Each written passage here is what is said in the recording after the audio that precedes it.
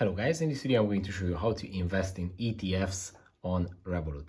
It's pretty easy, just open up the Revolut application, then navigate to the bottom of the screen to the home page and select Invest. This is where you can see your investment portfolio and here you just have to tap on Trade and swipe to the right side to see the ETFs tab. Here you can obviously just scroll down and see all the available options, but obviously you can also search for specific ETFs that you would like to invest in. And then you just have to tap on buy. And actually you can invest fractionally as well, meaning that you can invest just a smaller amount than the price of the whole ETF. As you can see, for $1 from this index, you can just buy 0.01 share.